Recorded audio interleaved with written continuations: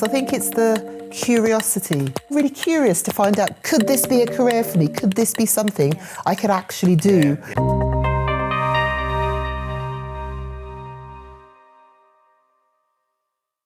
Welcome to this episode of Higher Education Matters, where today we're going to dive into a topic which really does challenge academic practices and celebrates transformation. So it's about escaping pigeonholing in higher education, or in other words, how you move between disciplines and fields and professions. So we'll start off by introducing the panel. So I'm Antony Hill, I'm the Dean of Learning and Teaching for the College of Health Science Society here at UWE, and I'm hosting today. Anne, do you want to introduce yourself? Yeah, hi, I'm Dr. Anne Harbin. I'm the Associate Director for Media and Journalism based in the School of Arts, which is in the College of Arts, Technology and Environment. Brilliant, thanks Anne. Aida?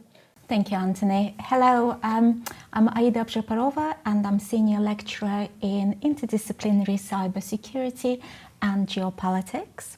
Brilliant, thanks. So I thought before we actually start exploring having a proper conversation between the three of us on different topics, I thought it'd be good to help the framing. If you could maybe briefly share your sort of journey into your current academic role. I mean, Anne, do you want to start and then come to Aida? Yeah, my journey into academia has been a bit of a funny one because I kind of started in academia, came out and then went back in again. Yeah. So I've actually got a PhD in oceanography, in chemical oceanography. And I did that a few years ago. I won't give my age away. And I was doing quite well. I was doing postdoc work. I'd got some funding. I was doing some bids. I was doing really, really well. And then I had a bit of a gap between contracts. So I thought, oh, I'll try and do some courses that I was interested in. I did a creative writing course, funnily enough. I did a massage therapy course and I did a radio course. And that's when I realised, oh, I really like radio. Yeah. And what I really liked was the creativity about it. So much to my parents' dismay, I suppose is a polite word, I gave up my postdoctoral assistant job at the University of Liverpool when I was there then, and went off to start to retrain in radio and ended up slowly becoming what they call a broadcast assistant, if you like, and ended up working for the BBC. Yeah. So I ended up sort of working one night a week for the BBC for a couple of years, and then I applied to a BBC traineeship, got that, and then I ended up getting myself off down to London as a radio producer. And then really interestingly, the people who came on placement with me all did really, really well. And somebody from BBC Training spotted that. And they came up to me and said, would you like to do some training? And I was like, oh yeah. Okay, so that's how I started doing training. And then after a few years in London, you know, can be quite a tough place to live, I got offered an opportunity to get involved in community radio, which radio is my passion and I love giving people a voice. So I went up to Manchester to work in community radio and develop training. And the training was so successful that the colleges came knocking and said, oh, FE, we'd like to do some courses with you. And then FE led to HE. And then I ended up working on foundation degrees and degrees in media, radio, television, that kind of thing. And then a few years later, here I am at UWE Bowyer Ashton. I started maybe 12 years ago. I came down as a senior lecturer and also kind of quite quickly became a programme leader, and now I'm an associate director.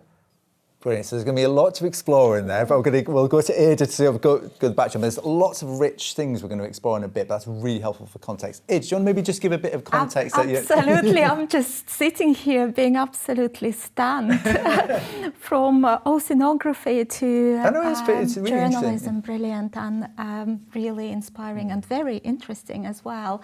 I guess my career trajectory is bit more traditional, so your typical bachelor's, master's, PhD onto lectureship role. So, however, I think while it's or has been very traditional, I think my career path has been very untraditional.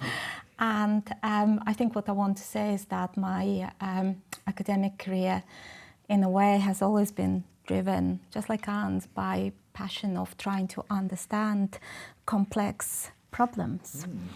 And at the same time appreciating that complexities are never solved by single discipline. So, and at an early start of my academic career here at UWE, I've started employing interdisciplinary lens, and at that time I didn't even realize what that meant. So it's reaching out to different disciplines or the colleagues from different disciplines and working together on little projects So in a way, I began in the field of international relations, exploring how geopolitics and state identity influence and construct security and foreign policy of post-Soviet states. And then I have grown as a scholar, but also as an educator. I think that's really important to me to highlight that in addition to being a scholar, I think I identify myself more as an educator. Yeah. I sort of continued my fascination with geopolitical elements about the borders, and then the broader political context started shaping my thinking around borders, how they define us, how they connect us, but at the same time, how they divide us as well. So, and over time, I started thinking about, well, this is really interesting, and moving kind of away from physical borders and more into digital borders, and thinking about how geopolitics plays out in cyberspace, and thinking about cybercrime, ransomware attacks, and state-sponsored attacks that tend to redefine my field of international relations. So, and however, I moved from not only that I looked into different disciplines and tried to blend and intersect several disciplines, I also moved physically from one role onto another, literally from one discipline to another. So, and I think it's due to some sort of curiosity, maybe a little bit of madness over there. So before coming to cybersecurity, I was an associate head for student experience in geography and environmental management. And prior to that, I was program leader for politics and international relations. So in a way, I sort of moved through various disciplines, both physically and also intellectually. In terms of my research, I worked with people from public health, which was an incredible experience. I worked with colleagues in international law, similarly in cybersecurity and geography, planning, and civil engineering. So in a way, I think my career trajectory is so different to Anne's in terms of it's so traditional, yet I think the drive of curiosity and trying to solve the complex, or thinking about the complex issues of our world, I think inadvertently prompted me to travel through the disciplines. But actually, just listening to both of you then, it's just, before I come into some of the areas, and I wrote it down, maybe it's more about my mentality than it is about what you've done, but it's really interesting, is I wrote brave choices for both of you from what you've said. You know, how, and I think they are in many ways, and we'll explore that a bit more as well, but do you feel you made brave choices? Do you feel you made conscious choices? Because you've moved between very different areas, which we'll explore, but do you feel there have been brave choices, very conscious choices? Or for me, it was definitely a very conscious choice, and it was a really bold, scary decision. I wasn't as young. You know, I hadn't just come out of university. I'd been working in science field for a good few years. I'd been on expeditions, I'd been on trips, I'd had quite a few publications, that kind of thing. But somewhere along the line, I don't know if it was because when I was doing it, there was a lot less computers available for analysis, and we were still drawing lines under graphs on paper and things like that. Nothing wrong with that, though. Nothing wrong with that. But somewhere along the line, I think what I envisaged maybe as doing science wasn't quite what I wanted. Okay, what I didn't quite feel wanted. Right to you. It didn't feel right to me. Yeah. And I think as well, maybe I'd always had this creative side behind me that I hadn't really ever explored or actually really acknowledged or anything like that. And I was just really, it was a big thing. I literally, my plan was give it a year, and then if I don't make any progress, I'm going to go back, because I could have got another contract. I was in that sort of situation. And also, I think my dream at the time was to go into science radio, because, hey, I'm a scientist. I could go into science radio. Weirdly, I didn't want to write for The New Scientist. I wanted to go into science radio, because I love the medium of radio. So, it was quite a bold thing to do. And it's not right and wrong, it's just really interesting spot. I'm going to come back to time bound, I just made a note. But and again, I was just interested in you, did you feel was it conscious? Because it feels quite brave and bold, but was it quite a conscious decision, or? I think I was lucky in the way that I never left the university, meaning UWI. Oh, that's interesting. It's very different topics, but it's similar. It's I think I was still in a sort of very safe environment to me. So I think where I felt a little bit, when I thought, okay, this is a really bold move. What on earth are you doing? Is when you start moving from one discipline to another. And not only that, because in my previous role as associate head of department for student experience, I had to understand civil engineers, geographers, environmental managers, planners. And I think it kind of hit me at the time when my first acronym came across, RTPI. I thought, okay, that's the first acronym, okay. Let me learn the acronym. So at that moment, it's tiny things, but it's those small moments of having something unfamiliar. This is when you start thinking. That's interesting. Just as a quick aside, I occasionally make up an acronym in meetings and see if anyone notices. They never do. But that's it's how that always works. But there's a few things I want to pick up, but maybe just to pick up on a thread you were just saying. So with problem solving and teaching it differently, what sort of, with your diverse backgrounds, how has that enabled you to do something different, do you think? Bring something from a different background? How has it helped you problem solve or do something different with teaching, do you think? For me, I think one of the things that was really evident, not just when I got into the BBC, but also when I got into teaching, it's going to sound really simple, but I'm a little bit uber organised. No, that's good. People, they call me the spreadsheet queen every now and again. When I was, but that's interesting. But from the science background, because I would be in a lab where I would have to wash 1,000 bottles in 3 different washes in a window because other scientists were trying to get into the fume cupboards and things like that. So I had to be really planned and really organised to get my work delivered. So I was kind of going into this creative space, and people were like, you've put all that in a table. I was like, yeah. But I think it also helped sort of catapult me because it meant people saw me as somebody who got things done and who could deliver and who wasn't afraid to make decisions, wasn't afraid to kind of set things down on paper. And I think that all comes from the science background initially, and then it sort of developed as I went along. So that's one of the things I think I really brought. And then to teaching, I mean, I think that's also helped with the teaching. But the problem solving from the science comes into the teaching as well, because you do have to solve a lot of logistical planning problems. Yeah, absolutely. And I found when I first got into teaching, people really benefited from what I was doing, or they really admired what I was doing. And they were very sort of, oh, you're very solution focused. And I was thinking, oh, I suppose I am really.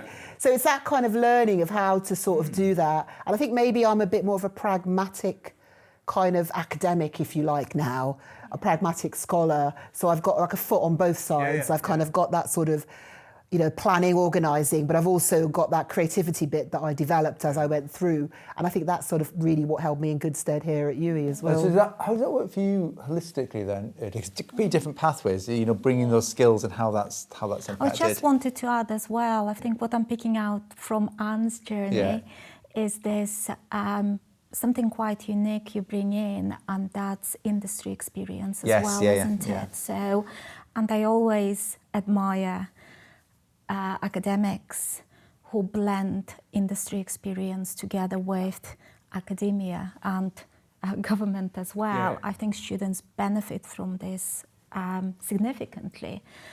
I think for me, I think my sort of diverse, straight yet very diverse,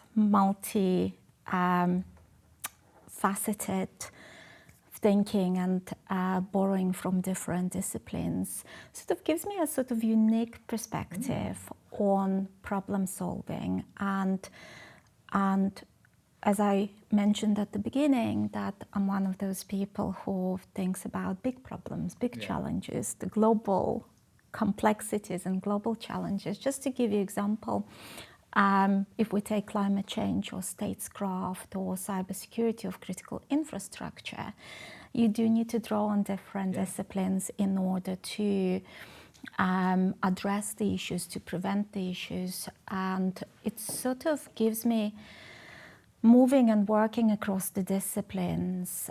And that experience gives me that unique lens through which I view the problems.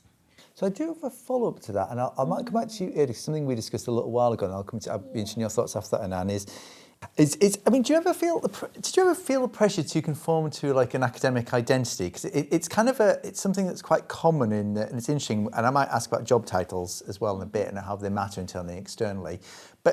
But there's this thing about academic identity, and some people will, the first thing they'll say is, oh, I'm a biomedical scientist. But actually, when you bring in this richness, that's quite a different scenario. So do you feel a need to conform, or how's that worked for you? I think on reflection, quite a lot of it is, or has been, self-inflicted as well. And moving from one subject onto another, it can be challenging. Yeah. And you do eventually think of, where is my disciplinary home? And you do start questioning your sense of belonging. And naturally, you want to carve out the space where you want to adapt to and conform to a discipline that you're sort of entering. And that's just natural, and you kind of want to do that. However, what I've learned from my experience is that developing an interdisciplinary perspective, interdisciplinary research, interdisciplinary teaching and learning, yes, challenging. However, it's so rewarding, and you learn to start appreciating what you have, because you see things that others might miss. You think about global challenges.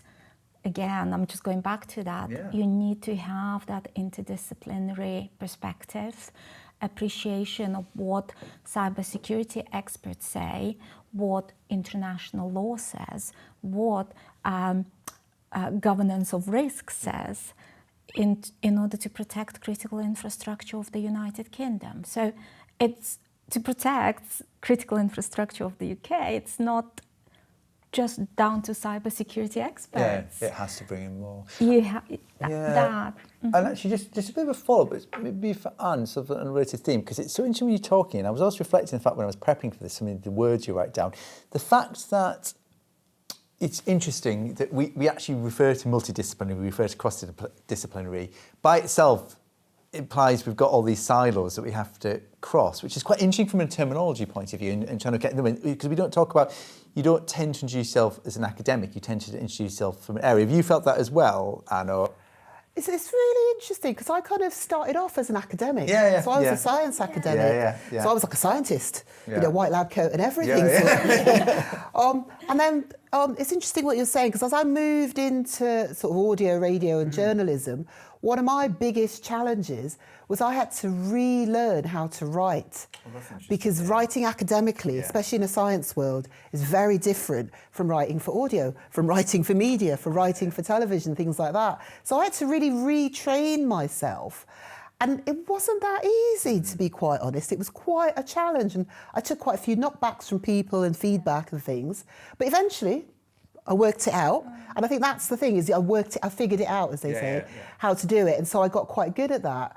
And then when I got back into academia in the sort of creative art sector, I was a bit like, oh, I need that first bit again. And I've got to retrain myself as to how to be an academic researcher. So I found this kind of identity of mine. I went from I was a scientist, to then I was a journalist, a radio person, to then I'm sort of training and teaching people, to then now I'm an academic. And I think part of the reason that maybe I was able to move through that is that one of the things that I really loved when I got into community radio was and when I was working in local radio as well, is I didn't realise I had a passion about people's stories Yeah. and people's voices, and not big people. I'm talking about, you know, the old lady down the road who trips over a paving stone or whatever, you know, or the man who's just won, you know, done his first 10K or something like that. So I was really fascinated by people's stories. And as I went through, I was kind of like, God, there's this whole world out there that doesn't really get a voice, that nobody really hears from. And that's kind of, I think, once I realised that there were people that needed they're having their voice raised a bit, that really helped me in thinking, oh, hang on, I need to raise my voice as well to help them. And so it kind of helped me transition from all these different styles of writing, because science academia, it's very different. It's very different. And even the way the research world is done is very, very different. And that was quite an interesting, because I was a bit like, oh, hang on, I'm used to research being done like this.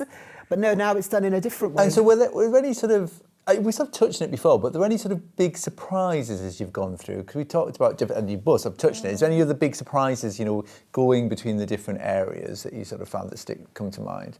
I think a couple of the surprises were, in some ways, how similar Oh, that's interesting. certain Yeah, things that's are. very How, interesting. if you step back a little bit and look at what I'd call transferable skills, and I'm always talking to my students about this, always talking to my students about this, you know, don't kind of stick yourself in one job, just look at what you're good at, what skills do you have, and also look at areas you need to develop, because you can add to your toolkit sort of thing.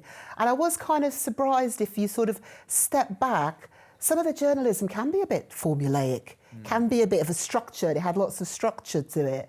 And having come from a very structured place, that was kind of quite easy. Going into the creative bit, there is a bit of structure, but also it meant there was a bit more playfulness.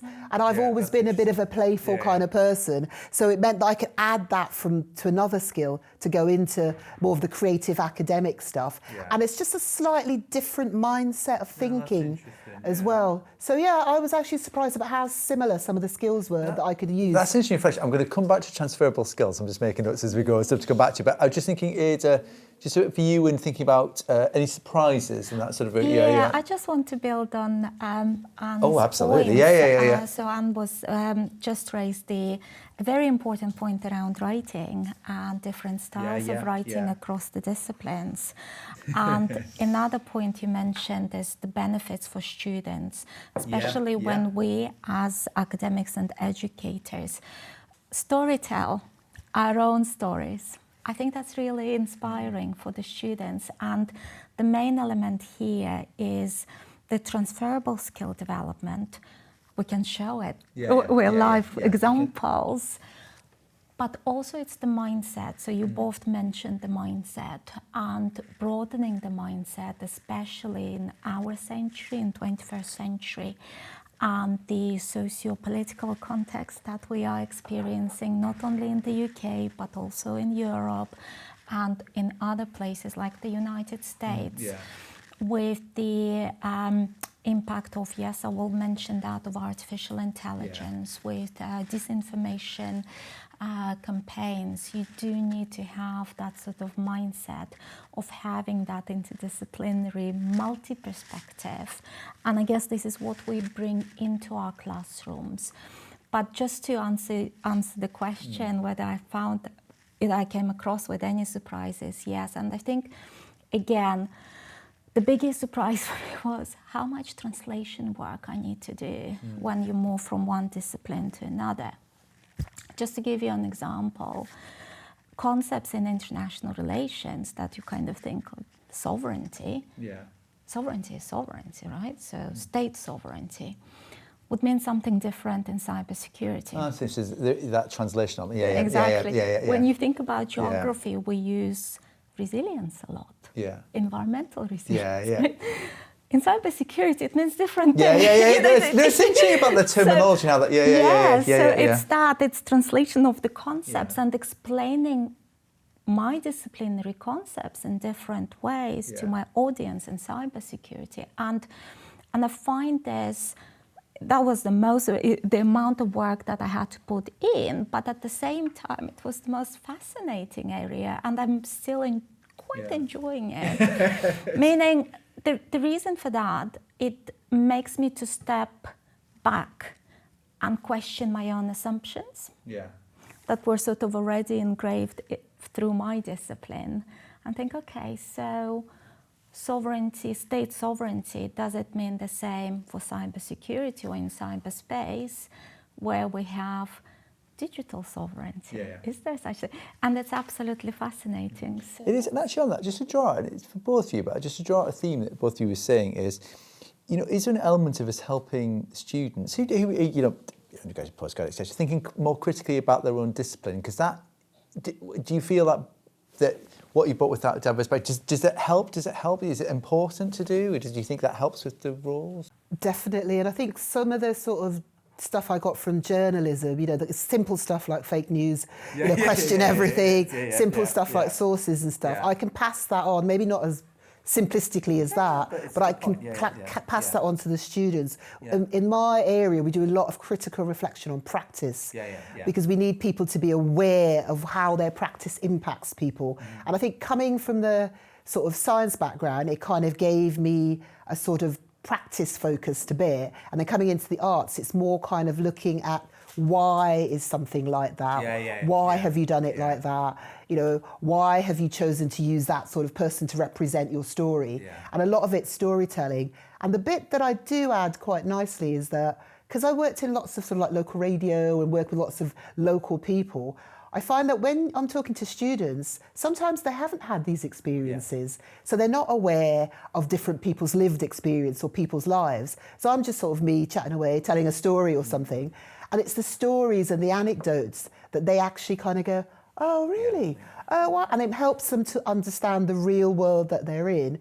And I feel especially like after the past 5 years, where some of the young people might have been a bit locked away a bit inside of, you know, for whatever reason. It's quite good to broaden their horizons, so then they start to think critically, and sometimes it can be a bit challenging in sessions because they're starting to be more critical with me in the things that I'm teaching, but I'm just delighted when that happens because it means like, right, you're a critical practitioner now, and I've managed to at least help inform some of that. And drive them. That's brilliant. What do you think, Aida? I think I'll focus predominantly on my current role in cybersecurity and of course encouraging cybersecurity and digital forensics students to with very strong technical background to think critically about their discipline or think outside of the discipline has been and still remains my biggest challenge, and at times it felt quite uphill. And I mean, you want the students to see their disciplines, such as cybersecurity or digital forensics, not just made out of network systems and codes. While it's a very important element, but think about the implications of the secure code. If it's broken, if it's interrupted, for individuals that rely on that system, be it that lady walking down the street or elderly lady walking down the street that uses the mobile phone for her online shop, be that our government trying to protect their own critical infrastructure, or be it students themselves trying to be safe online. So behind systems and codes, we are human beings, and we use that system to live and work online. So, however, it involved a lot of frustration to demonstrate to students with very strong technical background that thinking about geopolitics, thinking critically about state policies, realizing that cybersecurity is not just the UK concern. It's a worldwide concern, and cyber criminals and perpetrators, they're not always based here.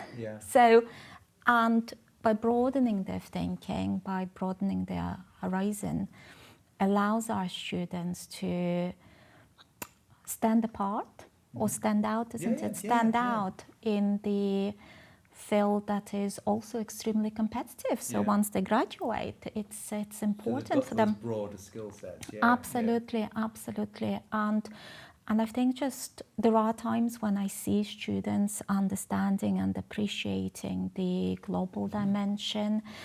And it is those moments when you start saying, well, actually, this is transformative moment, isn't it? You kind of think, oh, you love watching that. As educators, you do. And I think once you see them growing into those critical thinkers, global thinkers, ethical professionals, you kind of think, you know what, I'm doing my job quite okay. And from my perspective, I think this is what higher education should be about. Yeah. But I love that as well, because even the completely different contexts that we're sort of talking about between the areas, but it's interesting thing about being better critical thinkers, but also the why just seems so important, about why things are, why you're doing things, how it's connected. I love that as sort of a theme that sort of runs through. I just want to pick up on another couple of bits, if that's all right. And I appreciate this takes us back a little bit, but I'll explain why I'm thinking it'd be good to touch on. And this is a little bit about that critical thinking of discipline. And it's, again, something actually to add in pre-conversation, is the importance of job titles. And I'm going back to the staff again now. And I know you're both smiling, it's interesting. And I'm going back to the staff space about how that matters. And it's not necessarily about it's a little bit about identity, but how you feel internally, externally, job titles matter in roles. And because I'm going to come a little bit on, we'll chat a little bit about sort of what institutions can do. But I'd just be interested in your reflections on how much does it matter what a job title is and how it affects what you do and how people interact with you?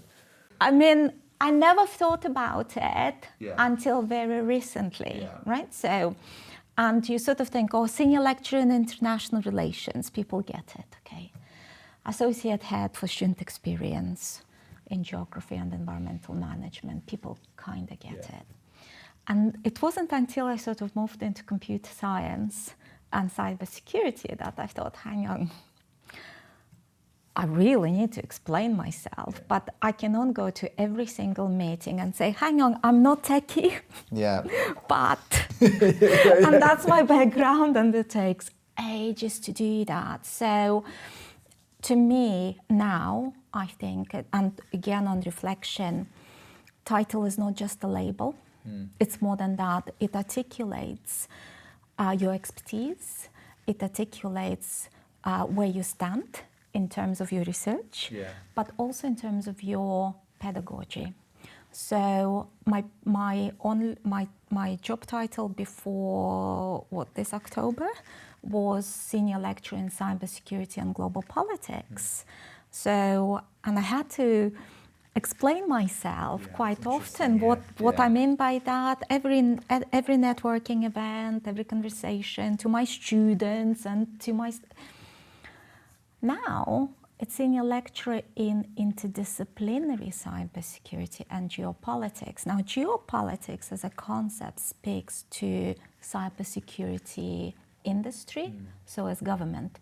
So by geopolitics, they sort of understand what that means. It's more of a accepted sort of industry, government type of word. And interdisciplinary cybersecurity does project the fact that I cross the discipline. No, it's just interesting in the terminology point of view, and I might come back to the internal link. So, I mean, how would you find that? And maybe it's not so much an issue, or is it, how would you find job titles having an impact? I think it just depends where you're navigating, really.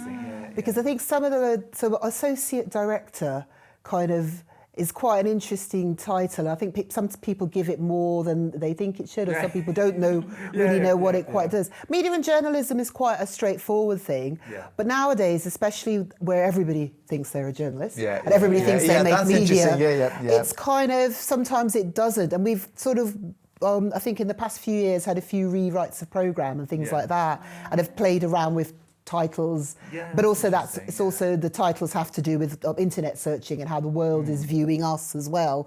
So we've kind of kept it as we are.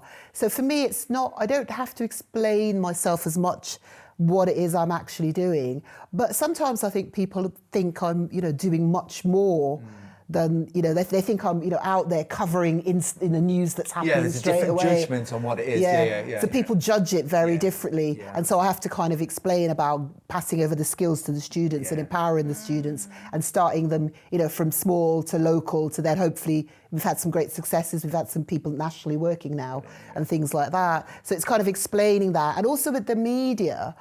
People, I don't know, we do media production, so you make things, but you could end up anywhere really nowadays. You could end up in PR, you could end up in digital marketing, you could end up they all seem to want to be content producers, which I think is great, but I think once some of them realise the actual amount of work that goes into doing it well it can be quite challenging because it's not just about throwing up any old thing, it's about thinking critically back to what we're saying about what you're making, why you're making it, and who you're making it for before you make it, rather than sometimes letting it happen. So I think, the media can kind of sometimes be a bit woolly, but I think people kind of get it.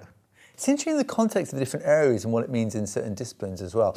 Just to broaden the topic a bit, and it's why I sort of segueing into it. I mean, and I was just wondering what you think, and again, it's just a personal opinion about how higher education institutions could help, encourage that less traditional. In fact, I'm actually using the word traditional as well. That less traditional academic journey, because you've shared some really fascinating journeys, individual to you.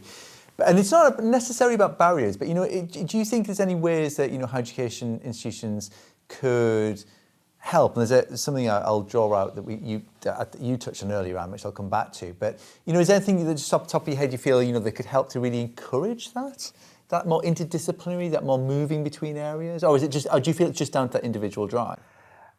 It's interesting because I think in our sort of area we have a lot of practice-based master's courses. And I think the practice-based master's courses are an opportunity for people who maybe had a passion to do something, maybe did it at undergrad, that's interesting, but not as their main field. 'Cause quite often we get people who've done courses in psychology, but they've really enjoyed working on the student newspaper. They've really enjoyed working on the student radio station and things like that. And they've actually realised, a bit like myself, that they want to move into that area. And I think some of our really good practice-based MA courses that we have, especially in the School of Arts, they can really help people have a slightly different journey. But of course, I'm a big advocate for outreach and going into the community and really getting people at a young age to realise that they can move across. But that's a whole other story. That's interesting. What do you think, Aida? I know you're nodding. Obviously, there's a lot that resonates there. A lot resonates, and especially as soon as Anne mentions community and outreach and working with community, of course, that could be an entire different podcast, videocast. And I think the universities have made progress, of course, in terms of encouraging, but I think a lot depends on an individual as well. So it's not just kind of driving yourself or making that progress. I think within universities, we're already seeing the huge shift. We can all work together, we can all collaborate. I mean, if we take our own institution, loads of research showcases, and we've got different research centres, and we've got collaborations between the research centres as well. We work with industry. So university already creates quite a lot of opportunities for that different type of interdisciplinary. However, when it comes down to individual, the progress depends on an individual, and the journey can be quite lonely. But I also think we as individuals should be carving out that space, that interdisciplinarity, or coming from different background, adds and enriches rather than deviates from the HAE agenda.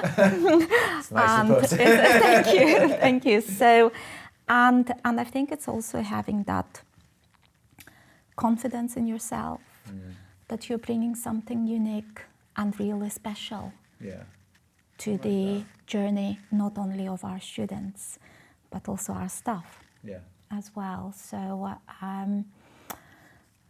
so breaking the silos is the way to go. So I'm going to swing right back to something we were discussing beginning, I was just making a note on which I just found it interesting. It's very linked to what we talked about. And it's sort of a practical thing.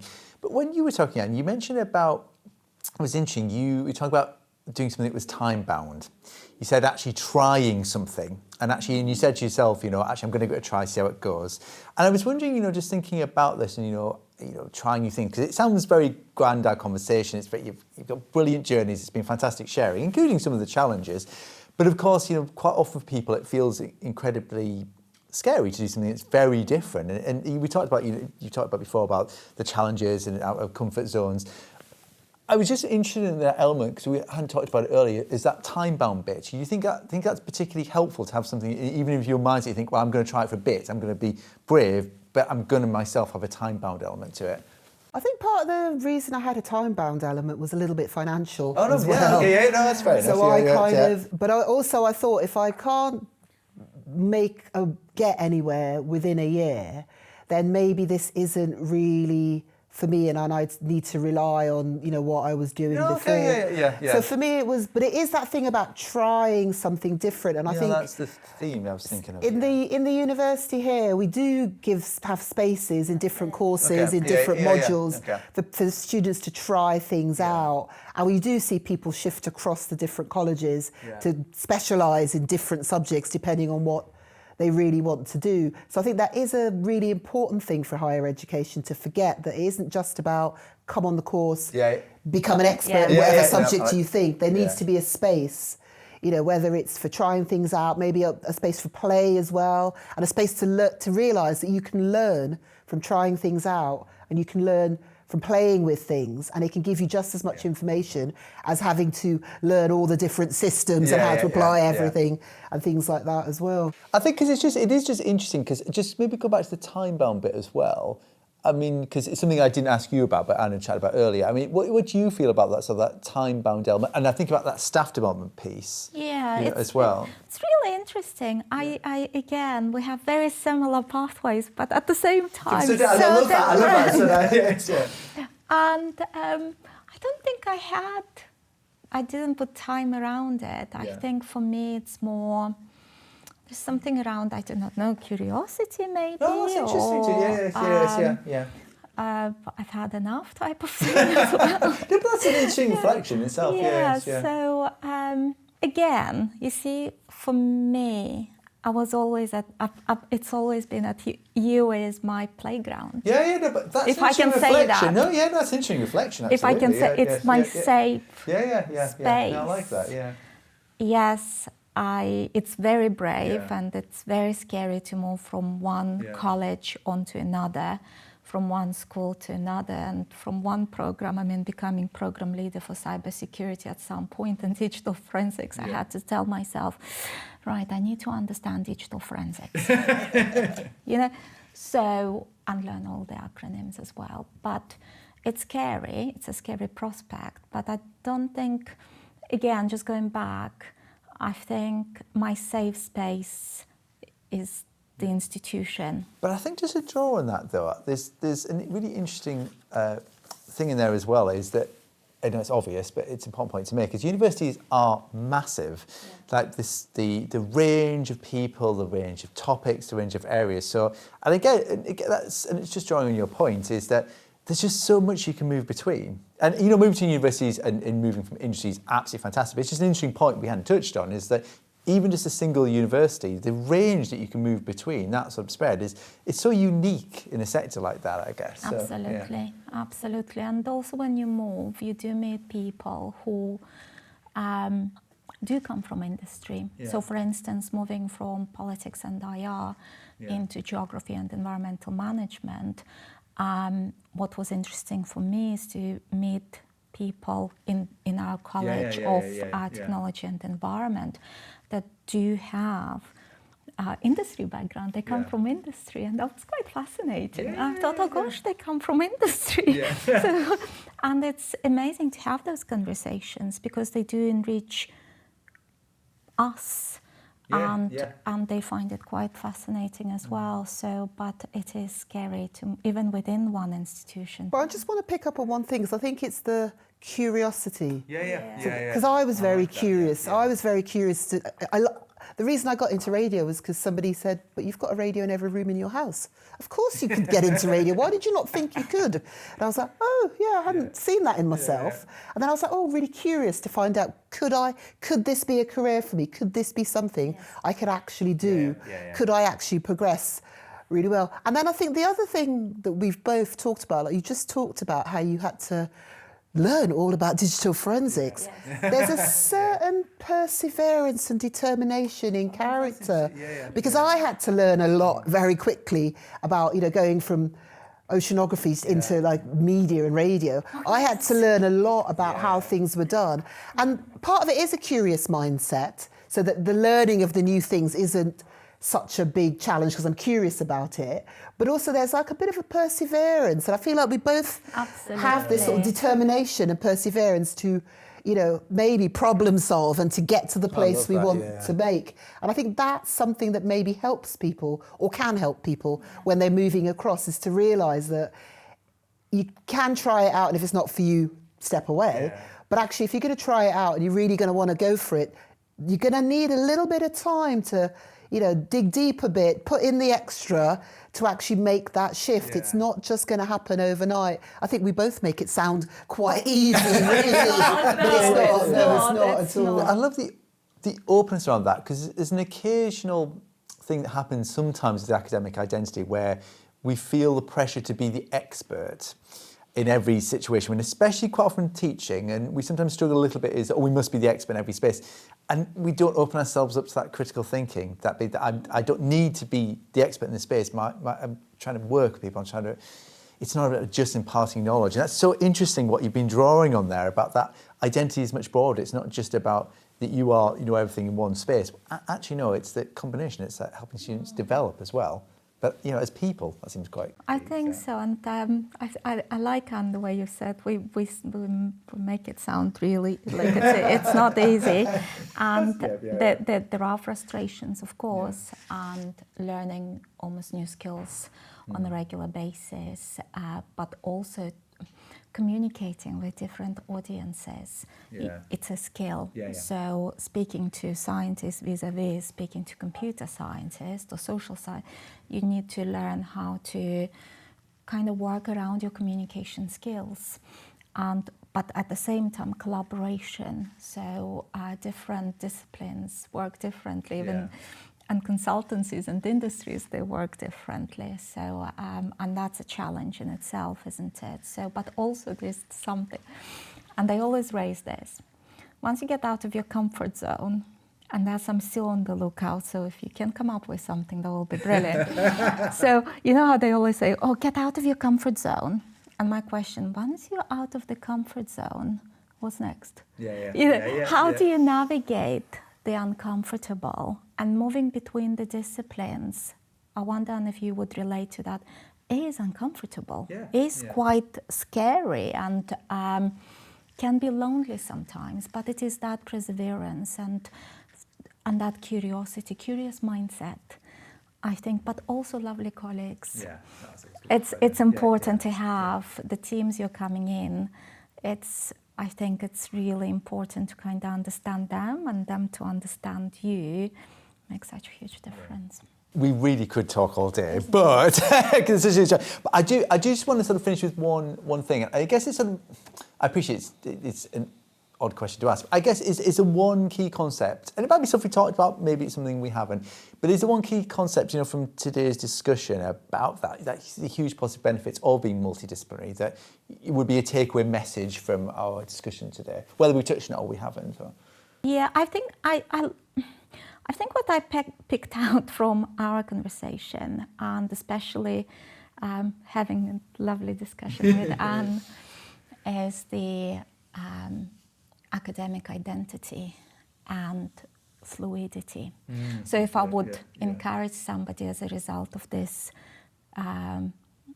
videocast to think of the concept and explore, I'll probably invite viewers to explore the academic identity and fluidity, not only between the disciplines, but over time as well.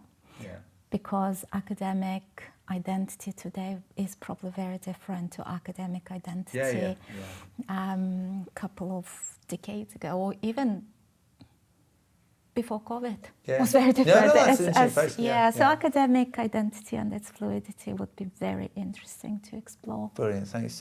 For you, any sort of key concept you want as a takeaway? I think it's almost a bit like, I don't know, but it comes back to that classic phrase, don't believe the hype.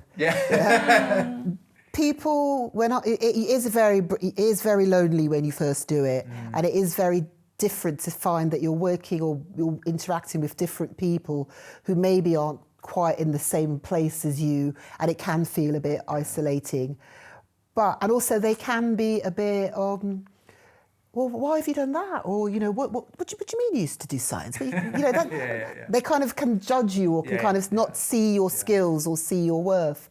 So I think the thing to remember is remember your worth. Remember the skills that you actually have. It is a transition period.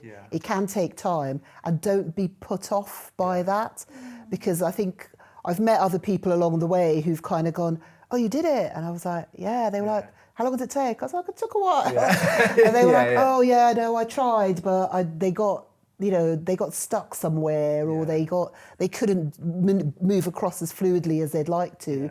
And, you know, and also think about just figuring it out. That's the advice I give to my students all the time. If you want to do something, work out what the career path is, work out what the path is, what milestones and steps you need to put in the way, and start down that. Because I didn't, you know, I started off wanting to do science radio. I ended up doing local radio. You know, I ended up in community radio. So sometimes the start of the journey can take you to very different places than you think you would actually do, but it's actually worth doing and persevering. That's absolutely brilliant. Thank you so much. I really could talk all day, but I've thoroughly enjoyed the conversation. It's been absolutely brilliant today. So thank you for joining our Higher Education Matters podcast episode, and I'll see you next time.